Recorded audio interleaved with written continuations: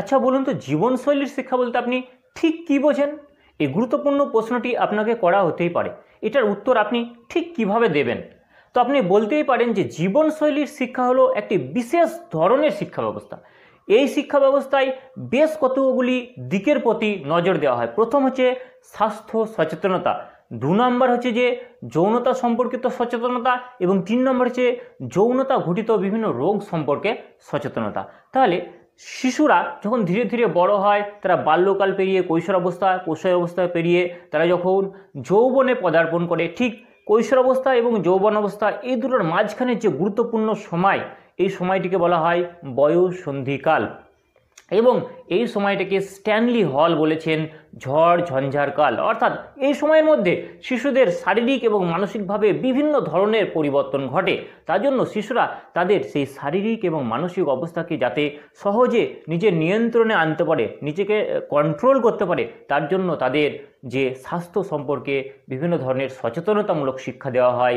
যৌনতা ঘটিত বিভিন্ন রোগ সম্পর্কে তাদের সচেতন করে তোলা হয়। সেই বিশেষ ধরনের শিক্ষা ব্যবস্থাকে বলা হচ্ছে জীবনশৈলীর শিক্ষা। তো আমি মিঠু কোনাই, একজন অ্যাসিস্ট্যান্ট স্কুল টিচার। আজকে আমি প্রাইমারি ইন্টারভিউ রিলেটেড বেশ কিছু গুরুত্বপূর্ণ প্রশ্ন নিয়ে আলোচনা করতে চলেছি। প্রত্যেকটি প্রশ্ন আপনারা স্ক্রিনে একটু দেখে নেবেন।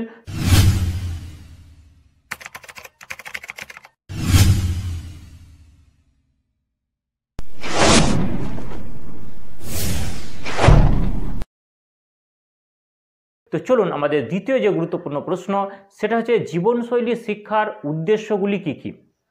তো জীবনশৈলী শিক্ষা দেওয়ার পিছনে বেশ কতগুলো উদ্দেশ্য রয়েছে। প্রথম উদ্দেশ্য হলো যে কিশোর এবং কিশোরীদের মধ্যে সামাজিক সচেতনতা গড়ে তোলা এবং তাদের মধ্যে যাতে সামাজিকীকরণ ঘটে, তারা আর 5টি মানুষের সাহায্যে যাতে সমাজে সুস্থভাবে বসবাস করতে পারে, তার জন্য তাদেরকে শিক্ষা দেওয়া হয়। তাহলে বিদ্যালয়ে জীবনশৈলী শিক্ষা দেওয়ার পিছনে মেন উদ্দেশ্যগুলি হলো প্রথমত তাদের মধ্যে সামাজিকীকরণ ঘটানো, দ্বিতীয়ত হচ্ছে যে যৌনতা এবং যৌনতা সম্পর্কিত বিভিন্ন রোগ সম্পর্কে তাদের মধ্যে সচেতনতা গড়ে তোলা, এবং তৃতীয় হচ্ছে যে তাদের মধ্যে সামাজিক সচেতনতা গড়ে তোলা, এবং চতুর্থ নম্বর হচ্ছে যে পরিবর্তনশীল সমাজ ব্যবস্থার সঙ্গে তারা যাতে সহজে খাপ খাইয়ে নেয়, তার জন্য তাদেরকে শিক্ষা দেওয়া। এই কতগুলি উদ্দেশ্য নিয়ে বিদ্যালয়ে জীবনশৈলীর শিক্ষা কিশোর এবং কিশোরীদের দেওয়া হয়ে থাকে।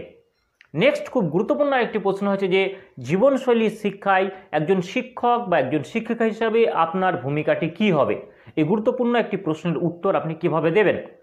আপনি বলতে পারেন যে যেহেতু আমি একজন শিক্ষক বা একজন শিক্ষিকা, তাহলে আমার প্রধান দায়িত্ব হলো যে কিশোর এবং কিশোরীদের মধ্যে যাতে তাদের মধ্যে একটা সামাজিক সচেতনতা গড়ে ওঠে, তার জন্য তাদের সঙ্গে বন্ধুর মতো মেশা এবং তাদের সমস্যাগুলিকে চিহ্নিত করা, তাদের সমস্যাগুলিকে চিহ্নিত করে তাদের সমাধানে সেগুলি সমাধানের পথ দেখানো একটি খুব গুরুত্বপূর্ণ দায়িত্ব একজন শিক্ষক বা শিক্ষিকা। এবং তাদের যৌনতা ঘটিত বিভিন্ন রোগ সম্পর্কে সচেতনতা গড়ে তোলা একজন শিক্ষক বা শিক্ষিকার গুরুত্বপূর্ণ দায়িত্ব, এবং তাদেরকে যে সুস্থভাবে সমাজে বসবাস করার যে পথ বা আদর্শ যে জীবনশৈলী, সেই আদর্শ জীবনশৈলীর শিক্ষাটা দেওয়া হয়েছে একজন শিক্ষক বা শিক্ষিকা হিসাবে আমার প্রধান দায়িত্ব এবং কর্তব্য বলে আমি মনে করি।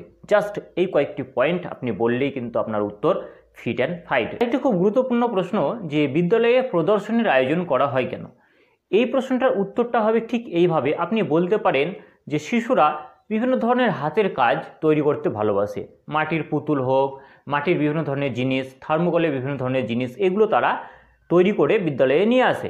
এখন শিশুদের মধ্যে হাতের কাজের যে বিভিন্ন ধরনের নমুনা তারা নিয়ে আসে, সেগুলিকে উৎসাহিত করা, এটা একটা উদ্দেশ্য হতে পারে।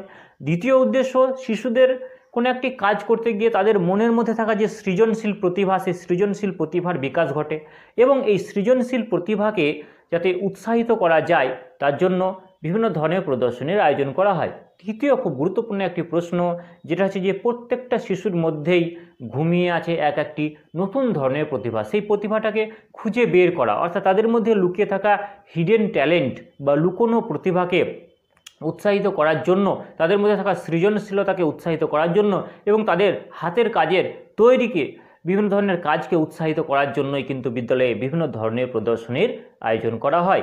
এই ধরনের প্রদর্শনীতে অংশগ্রহণ করার ফলে তাদের মধ্যে আত্মবিশ্বাস গড়ে ওঠে এবং সেলফ রেসপেক্ট তাদের মধ্যে গড়ে ওঠে। তাহলে এই কতগুলি উদ্দেশ্যকে সামনে রেখে বিদ্যালয়ে কিন্তু প্রদর্শনীর আয়োজন করা হয়।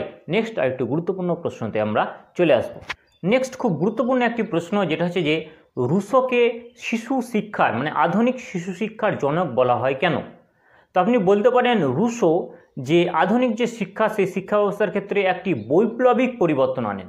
তিনি মধ্যযুগীয় যে শিক্ষা ব্যবস্থা ছিল, গুরু শিষ্য সম্পর্ক যে ছিল সেটাকে দূরে ঠেলে দিয়ে নতুন ধরনের শিক্ষা ব্যবস্থা তিনি আনেন। এই শিক্ষা ব্যবস্থায় তিনি শিশুদের ওপর বা শিক্ষার্থীর পূর্ণ স্বাধীনতার দাবি জানান।